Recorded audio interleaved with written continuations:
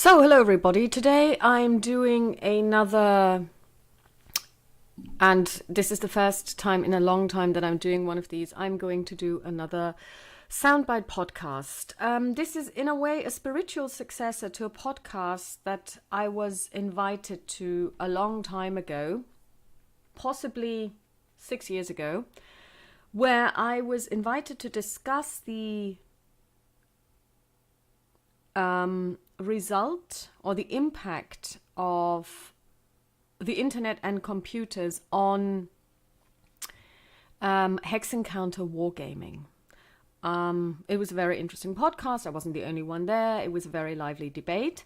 But today I would like to discuss, and that's why I also have this picture, which isn't going to change, so you needn't really look at the image. It's an extract from the Aventurische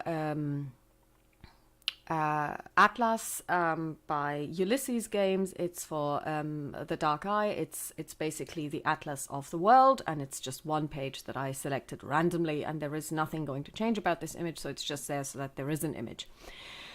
So essentially, what is the impact of computers on pen and paper role-playing games? And I'm not going to talk about online role-playing like the World of Warcraft and its derivatives. I'm also not going to talk about computer role-playing games, which have been around for a very, very long time. I remember playing them in the 80s. But I'm really talking about traditional pen and paper role-playing games and how they can be, or how they have been impacted, or if they have been impacted at all, by the fact that we now, a lot of us have computers, a lot of us have access to the internet, and if this has made any impact on this hobby. Now, I've been playing role-playing games since before forever, but then, during my studies at university and then after moving to this country, I went through a dry spell because I didn't have anybody to play with. So for a long time, I got my role-playing kicks quite vicariously over the internet by listening to podcasts where people sit down at a table and play role-playing games. One of the best ones and one of the most professionally produced ones is, of course, Yog-Sothoth. It's a group of players from England who play Call of Cthulhu role-playing games, and I followed every single episode of their Horror on the Orient Express campaign, which lasted for over a year, I want to say, maybe even 2 years. And I even funded their Indiegogo travel log, which I still have on my shelves. I haven't read it, but I'm a proud owner of one of their books.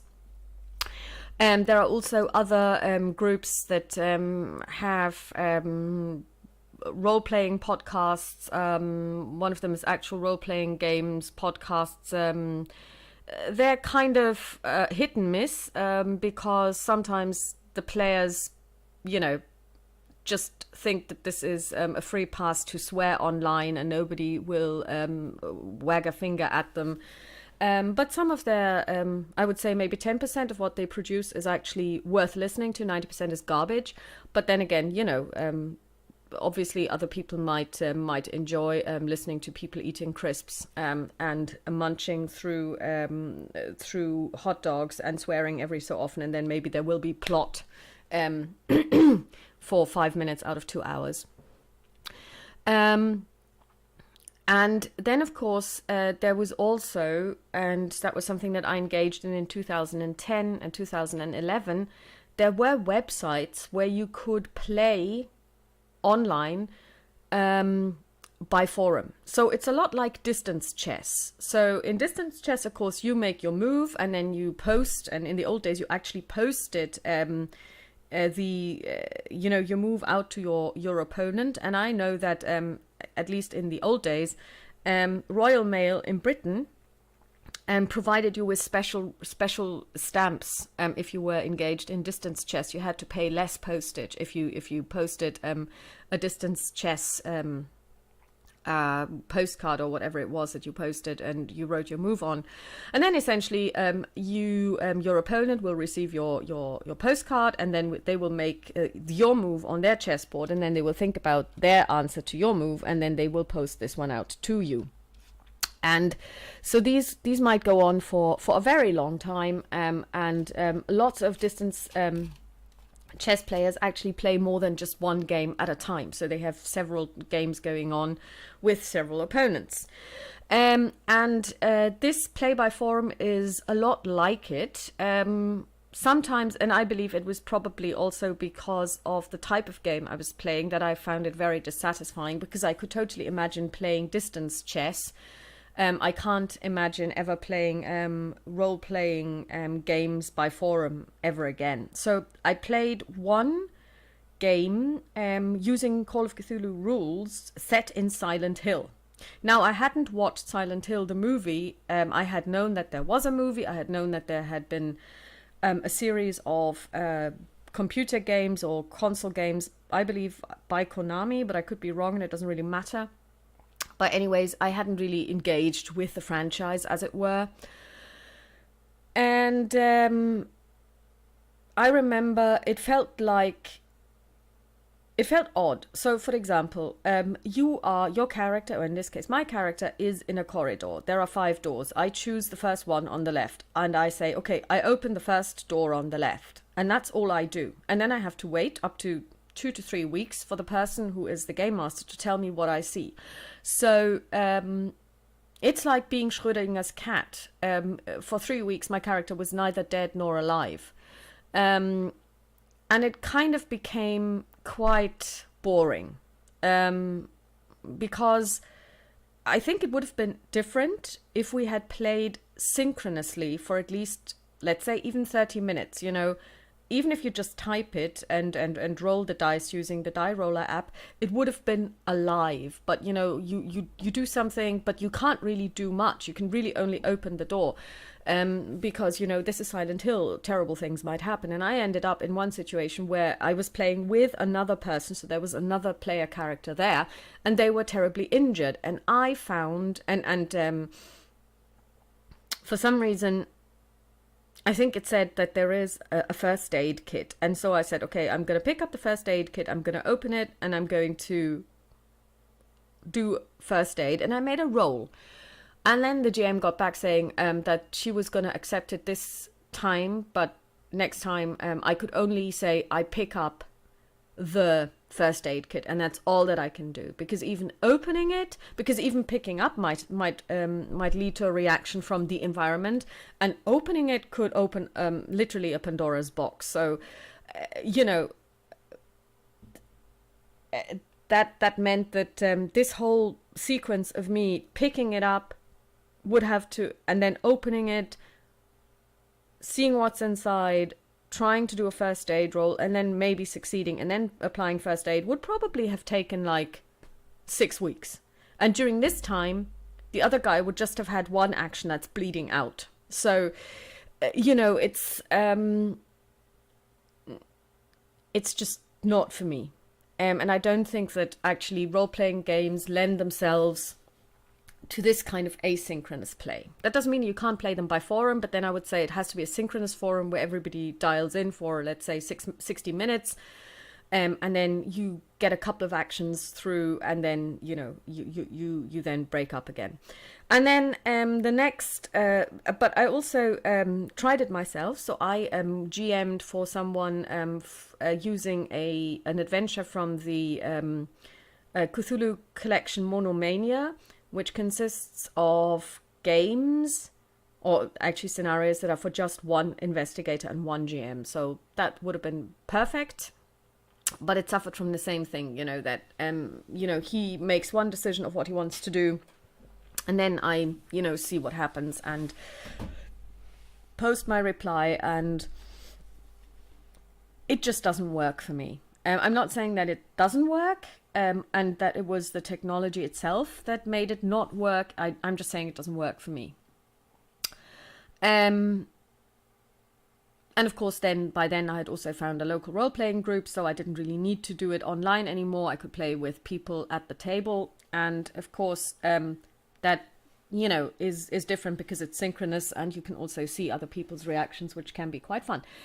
But more recently, or throughout this time, I had always kind of followed online playthroughs or let's plays, usually podcasts, but I think about 3 years ago or so, I started to watch playthroughs on YouTube, and I think this is where the computer age really hit us, because while of course we were using computers in the forum games, that could have been done, like I said, using post.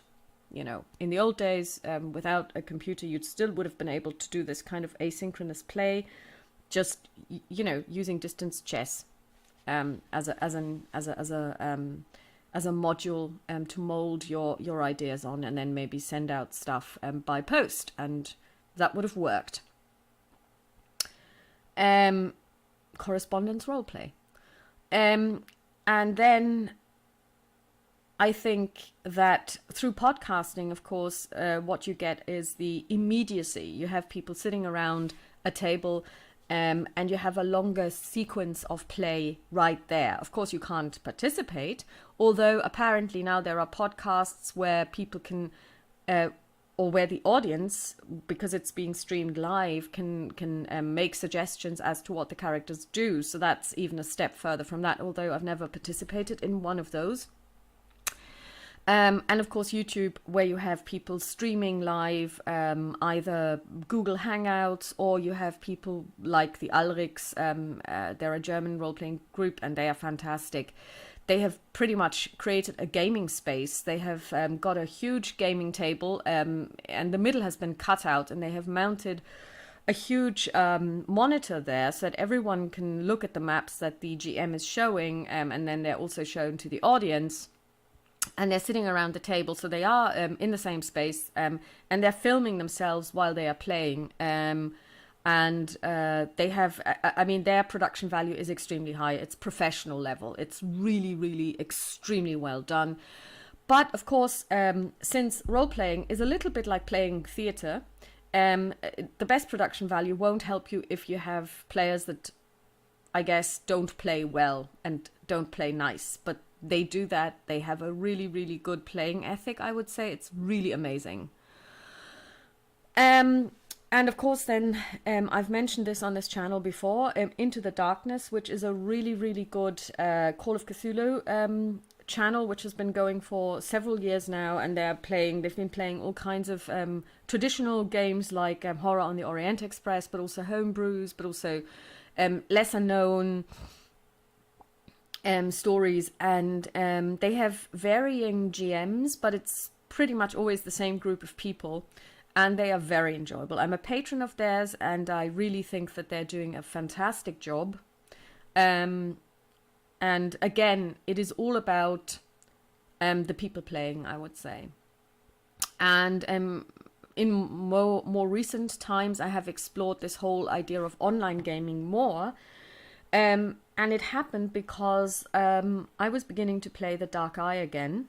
And a lot of the stuff that is important to The Dark Eye simply isn't available in English, because they only started to... Well, there was a previous translation into English by FanPro several years ago, but I don't think it sold very well. And, God knows what kind of an edition that even was. I think it may have been DSA 3. Anyways, so with DSA 5, Ulysses decided to enter the English market, and I think they've pretty much failed at this stage. I don't think that this is going anywhere. But DSA, having a 30 plus years tradition and lore and living history, relies very much upon you being able to access this kind of background knowledge. I mean, we have the Aventurische Almanach, and that's also been translated into English for DSA 5, but it's like, I don't know, 200 pages?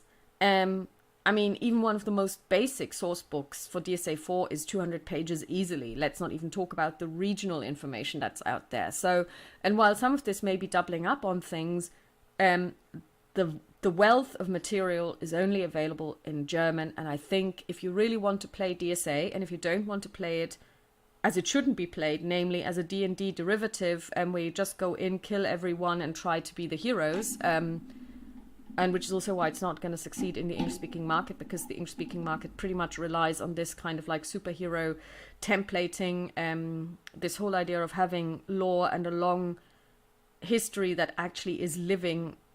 I haven't seen this in any English speaking role-playing game, and I've played several, and I've discovered several more of, and also analyzed several more of the available systems. It just isn't there. I think unless you have access to the materials, you will never actually be able to fully enjoy it or play it and do the world justice. And I think this is very much what DSA is about. Even if you don't play it as a simulation, you do need to do the world justice. Otherwise, it's going to be a travesty. Yeah, it's going to be. I don't think it can be played, and I think it's more like a like Mrs. Brown's Boys, for those of you who know that. So essentially, I explored the possibility of actually playing online, and either off air or on air.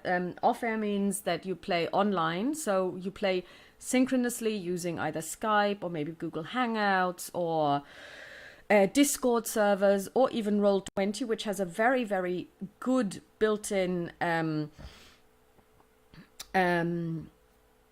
sound system, so you can speak to other people. It's actually really, really good. We tried it out the other week. Or off or on air means that you're also either streaming it live, or you're gonna record it and then upload it. So and I've done both at this stage. So I have joined an online group which plays DSA. At the moment we're playing a DSA 4, I believe, adventure using DSA 5 rules. Not a problem at all. I've also participated in an on-air stream using Skype, and tomorrow I'm running my first online game, and we're just going to use Discord because it's an intro round, so we won't be using any software beyond that. So everybody will have their own character sheets, and then they will roll on their desks, and then, you know, tell us their results. So the communication side, I think, is pretty much covered at this stage. And I think, of course, the fact that at least in this country, broadband has been improved so much. So, for example, 7 years ago, I don't know if I would have been able to play synchronously very well. But since then, and there's a cat, and of course, you can't play role-playing games online, offline, or however without a cat on your lap, because they just belong in this world. So essentially,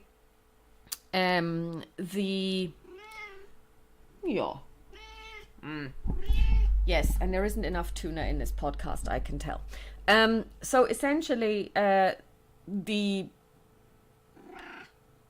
now have fiber optic broadband and high-speed broadband, and that makes a huge difference as well, because obviously you then don't have the robotic nature of the voice that sometimes happens if somebody's internet is really slow. You don't have any time lag, you don't have any signal drop. So I think this has improved greatly.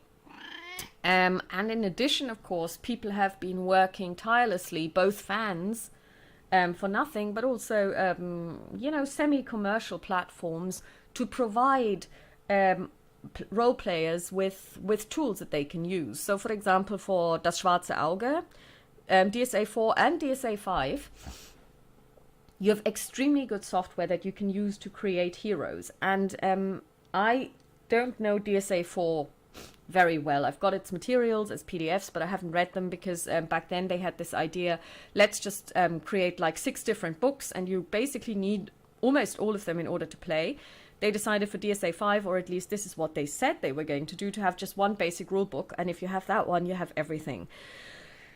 It is kind of true, but then of course they fell back into their old mold and decided to release more and more books that you would also actually need if you wanted to explore it fully. And unfortunately, when you play with other people, you never know what kind of books they have. So as a GM, you almost need to have all of them, because somebody, and I'm experiencing this now with the intro round that I'm playing, people don't have the books at all. So they go to the rules wiki and then they come up with all of these concepts. And I'm like, I don't even know what talent you're talking about, because I've certainly never heard of it. And it turns out it's in some obscure book that was released 2 months ago, and you're going to go, okay, well, I don't have that and I'm not going to get it. So unless you explain to me exactly how this talent works, you can't have it.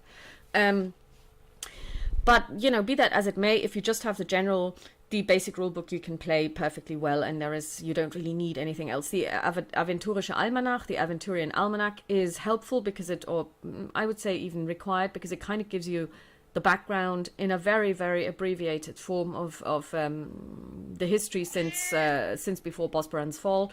But again, the real wealth and the real lore is in the source books, and they're not available in English at all. And I don't think that they will ever translate them, but I think they should if they want to make an impact on the English-speaking market. Anyway, so when I was invited to play in the on-air stream, I had to create a DSA 4.1 character, and I said, well, so I got myself the Wege der Helden, so that's the basic rule book for heroes, and I paid for it too. I bought the PDF, but it's like 300 pages. I didn't print off 300 pages, so I basically skimmed through it. I was like, oh my god. But not to worry, because there is a really, really good character creation program which you can download for free, which guides you through the process, and that's really good. And you have the same thing for DSA 5. You also have the same thing for Splittermond, which is the other great and probably the most recent German-speaking role-playing game, which I also introduced on this channel. But then, of course, you also have in-game help, and the program that I'm more familiar with, but I know it's not the only one, because there's also Fantasy Grounds, which I know nothing about, so I'm just going to mention it, and I don't know if it's good or if it's bad and what it actually does, but I use Roll20, and Roll20 is a really, really cool program. It allows you to do TeamSpeak, so that's very good. You can even do use a camera, so you can have a picture and sound. It allows you to show maps. It allows you to show all kinds of things to the players. So it's got an area where everybody can view stuff. It allows you to kind of semi-automate combat by having a turn order defined for you and your players and the monsters that they're facing. And most importantly, for an incredible amount of different types of role-playing games, they provide online character sheets, which you can then use to roll your dice. And it is unbelievable, especially for DSA 4 and 5, which I know pretty well by this stage. There are plenty of things that people can do, and there are plenty of talents and God knows what, and they all kind of interact with each other. And it is amazing, the work that they have done. It's perfect, it's fully maintained, and it really, really works incredibly well. So when you use this, you also, especially for me as the GM, I put all of the monsters in there. So they all have their own character sheets. They have a special type of character sheet simply called a monster character. And it is reduced because you don't have any background story and nothing really to worry about in that regard. So it just has the basics that you require. And these ones I actually take to roll the monsters, and that makes it a lot easier for me. And since you can store them and export them and port them between games, once I have a monster in there, I can always reuse it, and that's really, really helpful. So I would say that the advent of the computer, but probably even more so the advent of the internet, has had a very, very positive impact on the hobby. Because not only do we now have technology that aids us in pursuing that hobby, it also helps us to, I think, find more enthusiasts, because sometimes when you are basically subscribed to the relevant Facebook pages and you run around in the relevant forums, you might think that there is a huge number of people out there who play role-playing games, which isn't true. It is still, just like most other gaming hobbies, very niche. There aren't that many people who do this. And when I'm active in different forums, and I see the same people there in different forums. So, the number of people who are there is very, very limited. But it seems like there are so many. So finding someone to play with is always problematic. And I think this is where we basically share this conundrum with the wargaming community as well, the Hex Encounter wargaming community, which is also not that big. It seems like it is big when you look at the forums, because when the forums are pretty active, but it's always the same, like, let's say 20 people posting. And of course, I think we all get older. And as a result, we have other commitments. It's not like, oh yeah, we can meet after school and just, delve into a dungeon. We have lives to get on with. And so finding time and organizing this time, and also finding a time where everyone has time between kids and work and the significant other and so on and so forth, and other hobbies. I'm 46 now. If I don't, or almost 46, I'll turn 46 in about, 2 weeks or something. So if I don't exercise every day, I can't move because of my serious back problems. So I have to fit any gaming around all of these other commitments. Also, I study, so I am pretty occupied. So after a day's work, and then some exercising, and then some studying, I actually sometimes am too tired to drag myself to my car and drive somewhere to play. Now, if I play online, this whole driving into town for 60 minutes and then driving out of town again for 60 minutes after the game is finished isn't happening. It gives me 120 minutes of additional time that I don't have to waste sitting in a car. So it is a lot easier to find the time to fit a game in. And also, and this is probably something that is more relevant to female players than it is to male players, you are in the safety of your own home. Because most people don't play in public spaces simply because there aren't that many gaming cafes. And we have one in town, and when it first opened up, I went in and I felt terribly uncomfortable. It's a dungeon. It's supposed to be, yeah. And I totally get it, but I just didn't feel safe. I just felt very, very uncomfortable in there. I've been there one more time since it opened, and since I went there the first time, and it has changed a little, but it's just not a space where now I don't feel uncomfortable, and I don't think it was ever unsafe. And I'm not saying it is unsafe, but I'm just talking about my personal feeling when I first went in there. And I don't think it's unsafe, and I don't think it ever was. Now it looks slightly different, but I still wouldn't want to go there to game. Also, parking is terrible there. It's very difficult to find a parking space, and you'll be paying through the nose just for parking somewhere, and then you have to pay for playing there, blah blah blah. So there are all kinds of reasons not to do this. But when you're playing online from your home, you are in the safety of your own home. And if you think that the people you ended up with, and sometimes you don't know the people. The people that I'm playing with in the DSA campaign, I have never met. I don't even know their real names. And I don't know their faces because it's TeamSpeak only. But if I felt that they were creepy, I would just leave the game. It wouldn't even be awkward me getting up, having to get my coat and trying to make it to the door.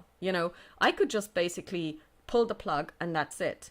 And they're not creepy, of course. They're really lovely. But, it is an added level of safety, which I very much appreciate.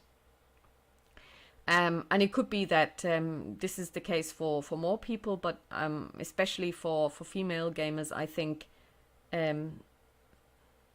because let's face it, sometimes you encounter male gamers and they, as soon as they see a woman, they completely misbehave. I mean, I've had so many people. I've had this channel since 2013. I don't know how many times people have proposed marriage to me, or told me they wish that their girlfriend was like me, and I'm like, no, you don't. You don't even know me. Or even just very inappropriate remarks, because there are really strange people out there. But you might actually walk into one of those. But if you're gaming from your own home and you are on your own, and the only way to communicate is through the internet, you are pretty safe. And also, in addition, there are people who, for some reason or another, cannot leave their homes. Maybe they have to look after a child. So, the child may be sleeping in the next room, but they can't find a babysitter. So for them, this is a very good way of